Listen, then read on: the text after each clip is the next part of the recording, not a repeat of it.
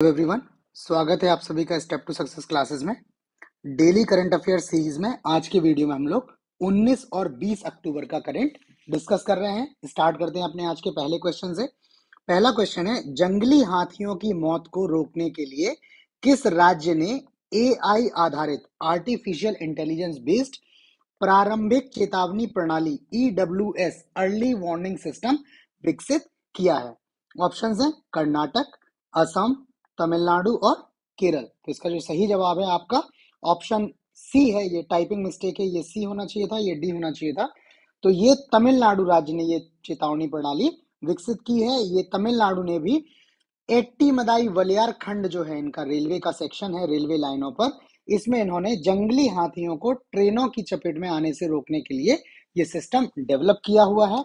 ठीक है, ये जो रेलवे सेक्शन है ये कोयम्बटूर जिले में मदुकरई वन रेंज में फॉरेस्ट रेंज से होकर गुजरता है। इसमें हाथियों की गतिविधियों को पता लगाने के लिए करीब 12 इलेक्ट्रॉनिक निगरानी टावर लगाए गए हैं और ये सभी टावर जो हैं वो थर्मल इमेजिंग कैमरों से जो है कैमरे इन पर स्थापित किए गए हैं, जिससे रात में अंधेरे के वक्त भी हाथी की गतिविधियों का इसमें क्या किया जा सके, पता लगाया जा सके। नेक्स्ट क्वेश्चन है, वैश्विक पेंशन सूचकांक 2023 ग्लोबल पेंशन इंडेक्स 2023 में भारत की रैंकिंग कितनी रही है? ऑप्शन है 47वीं, 45वीं, 49वीं और 51वीं। तो इसका जो सही जवाब है ऑप्शन बी है। भारत की रैंकिंग जो है इस इंडेक्स में 45वीं रही है। ये इंडेक्स जो है ये 15वां वार्षिक इंडेक्स है और इसको जारी करता है मर्सर और CFA इंस्टीट्यूट, इनके द्वारा ये जारी किया जाता है। और इस सूचकांक में करीब 47 सेवानिवृत्त आय प्रणालियों की तुलना की गई है, जिसमें दुनिया की करीब 64% आबादी जो है शामिल है।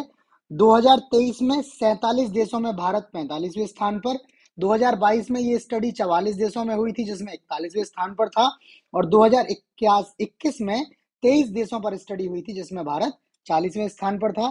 2022 में भारत का स्कोर 44.4 था, 2023 में ये सुधर कर कितना 45.9 हो गया है। तो रैंकिंग में आपको इतना चेंज नहीं दिख रहा होगा, बट एक्चुअल में भारत ने क्या किया है, इसमें प्रोग्रेस किया है। बाकी इस इंडेक्स में नीदरलैंड जो है वो पहले स्थान पर रहा है, जबकि अर्जेंटीना इसमें अंतिम स्थान पर रहा है।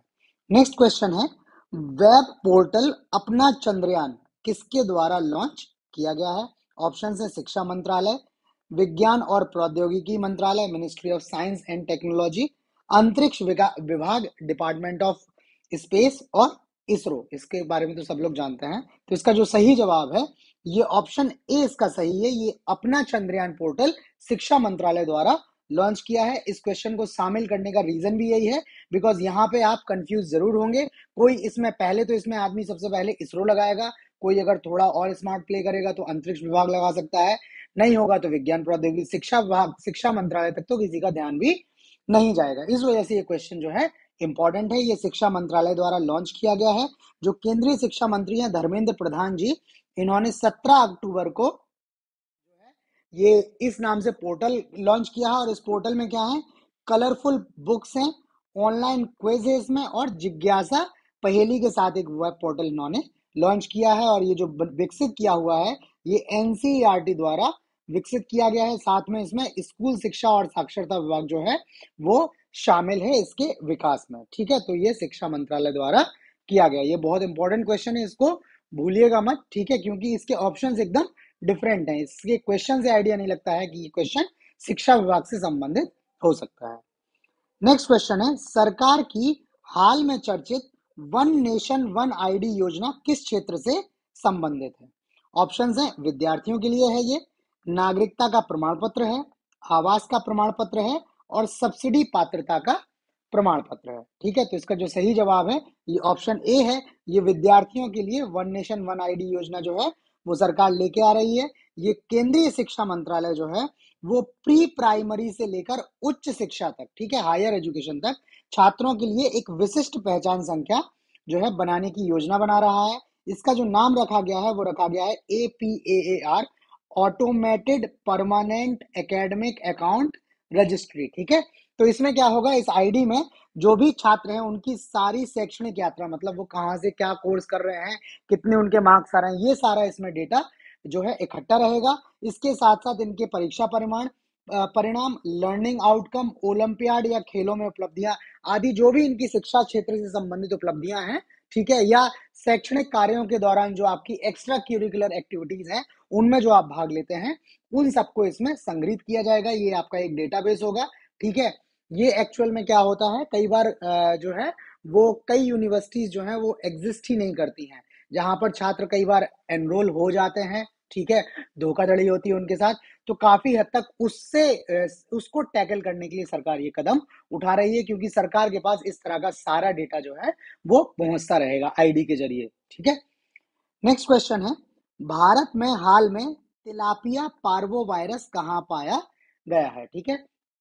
ऑप्शन है केरल, तमिलनाडु, आंध्र प्रदेश और तेलंगाना। तो इसका जो सही जवाब है ऑप्शन बी है। ये तिलापिया पार्वो वायरस जो है वो तमिलनाडु में मिला हुआ है। तमिलनाडु के रानीपेट जिले के वाल जहाँ स्थान है उसमें वहां के तालाबों में ये तिलापिया पार्वो वायरस की सूचना मिली है। ये जो वायरस है ये तिलापिया प्रजाति की मछली जो मीठे पानी में पाई जाती है उसको प्रभावित करता है और उनमें भारी मृत्यु दर का कारण बनता है। ये तिलापिया मछली जो है ये भारत की नहीं जबकि मोजाम्बिक की नेटिव है, और इसको 1950 के दशक में भारतीय मीठे जल के निकायों में लाया गया था। इसकी खेती मुख्य रूप से आंध्र प्रदेश और केरल में होती है, ठीक है। और ये तिलापिया वायरस का जो पहला केस है वो वर्ष 2019 में चीन में रिपोर्ट किया गया था। उसके बाद दूसरा जो आया ये थाईलैंड में आया, और भारत इसको रिपोर्ट करने वाला क्या है, तीसरा देश है, ठीक है। नेक्स्ट क्वेश्चन पहले से बताने से पहले मैं आपको बता दूं कि ये जो भी हम लोग क्वेश्चंस डिस्कस कर रहे हैं ये आपको हम पीडीएफ के फॉर्म में भी प्रोवाइड करते हैं, ठीक है। ये पीडीएफ आपको हमारे टेलीग्राम ग्रुप, इसका यूजर नेम दिया हुआ है, बाकी वीडियो डिस्क्रिप्शन में लिंक भी है, तो उस लिंक से आप ज्वाइन कर लीजिए और वहां से आपको ये पीडीएफ करंट अफेयर्स की जो भी पीडीएफ हैं वो आपको मिल जाएंगे, ठीक है। नेक्स्ट क्वेश्चन हमारा देख लेते हैं। नेक्स्ट क्वेश्चन है, केंद्र सरकार द्वारा विपणन वर्ष 2024-25 के लिए मसूर का न्यूनतम समर्थन मूल्य रखा गया है। मसूर दाल का न्यूनतम समर्थन मूल्य एमएसपी। ऑप्शन है 5650, 5800, 6425 और 5335। तो इसका जो सही जवाब है ऑप्शन ए है। ये मसूर का जो एमएसपी रखा हुआ है ये 5650 रखा हुआ है, और सबसे ज्यादा बढ़ोतरी जो है वो मसूर के लिए ही की गई है। इसमें करीब 425 रुपए प्रति क्विंटल की बढ़ोतरी की गई है, तो ठीक है। बाकी जो विपणन सत्र 2024-25 है इसके लिए जो अनिवार्य रबी फसलें हैं उनके एमएसपी में जो वृद्धि की गई है वो केंद्रीय बजट 2018-19 में सरकार ने घोषणा की थी कि जो एमएसपी डिसाइड करेंगे हम वो अखिल भारतीय भारित औसत उत्पादन लागत जो होगी उसके कम से कम 1.5 गुने के स्तर पर निर्धारित करने की घोषणा की गई थी। तो उसी के अनुरूप यह है 2024-25 के लिए एमएसपी की घोषणा की हुई है सरकार ने, ठीक है, कि जो उत्पादन लागत है पूरे भारत में जो है औसत उत्पादन लागत है उसके करीब 1.5 गुने के आसपास एमएसपी घोषित किया है। बाकी ये टेबल लगाई हुई है, ठीक है, जिसमें हमने 2023-24 और 24-25 दोनों के लिए एमएसपी लगाया हुआ है। इसमें गेहूं, जौ, चना दाल ये आप यहां से देख लीजिए, ठीक है। आप पीडीएफ ले लीजिएगा तो वहां से आपको ये टेबल एज इट इज मिल जाएगी, तो आपको पढ़ने में सुविधा रहेगी। नेक्स्ट क्वेश्चन है, हाल में किस राज्य ने होप इनिशिएटिव शुरू किया है। ऑप्शन है हिमाचल प्रदेश, जम्मू एवं कश्मीर, उत्तराखंड और पंजाब। तो इसका जो सही जवाब है ऑप्शन डी है। पंजाब राज्य ने हाल में ये होप इनिशिएटिव शुरू किया है। इस इनिशिएटिव का जो लक्ष्य है वो है नशीली दवाओं के खतरों को रोकने और राज्य को पूरी तरह से नशा मुक्त बनाने के लिए इनिशिएटिव शुरू किया गया है। जिस दिन ये इनिशिएटिव किया गया है उस दिन करीब राज्य के 40,000 से ज्यादा विद्यार्थियों ने नशे से दूर लेने की शपथ रही है, ठीक है। पंजाब जो है वो काफी अधिक मात्रा में नशे की समस्या से पीड़ित है, ठीक है, तो उस वजह से ये सरकार ने वहां पे इनिशिएटिव स्टार्ट किया है। नेक्स्ट क्वेश्चन है, यूपी सरकार, उत्तर प्रदेश सरकार द्वारा 3 दिवसीय श्री अन्न महोत्सव एवं राज्य स्तरीय बाजरा कार्यशाला का आयोजन कहाँ किया जाना तय है। ऑप्शन है आगरा, प्रयागराज, कानपुर और लखनऊ। तो इसका जो सही जवाब है ऑप्शन डी है। ये 3 दिवसीय श्री अन्न महोत्सव जो है वो लखनऊ में उत्तर प्रदेश सरकार आयोजित कर रही है। 27 से 29 अक्टूबर तक ये आयोजन किया जाना है, और इसका जो लक्ष्य है वो बाजरा के उपयोग को बढ़ावा देना है। बाकी जो किसान जो हैं बाजरा के उपयोग को या उत्पादन में जो अपना महत्वपूर्ण योगदान दे रहे हैं उन किसानों को इसमें सम्मानित भी किया जाएगा। इससे अतिरिक्त वर्ष 2023 को अंतरराष्ट्रीय बाजरा वर्ष, इंटरनेशनल ईयर ऑफ मिलेट्स के रूप में भी मनाया जा रहा है। ठीक है, इसके अलावा वर्ष 2018 में भारत सरकार ने बाजरे को पोषक अनाज के रूप में अधिसूचित किया हुआ था और भारत बाजरा का सबसे बड़ा उत्पादक है। विश्व में सबसे ज्यादा बाजरा का उत्पादन क्या होता है? भारत में होता है। ठीक है, तो ये आपके लिए कुछ एडिशनल फैक्ट हैं जो ऐसे भी आपसे जीएस में पूछ लिए जाते हैं।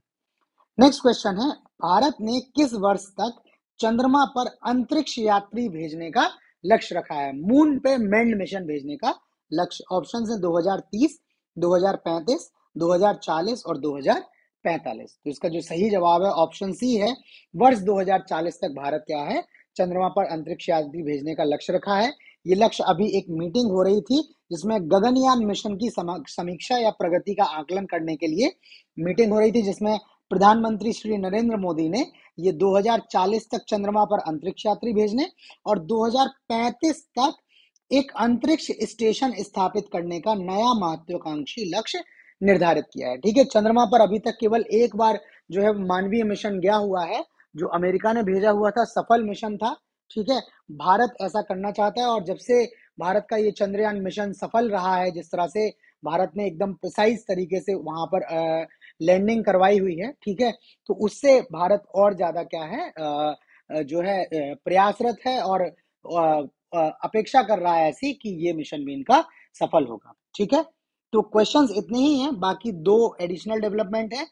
क्रिस्टोफर लक्सन जो हैं वो न्यूजीलैंड के नए प्रधानमंत्री बने हुए हैं और रघुवर दास जी हैं ये उड़ीसा के नए राज्यपाल के रूप में नियुक्त हुए हैं। ठीक है, तो ये दो एडिशनल फैक्ट हैं।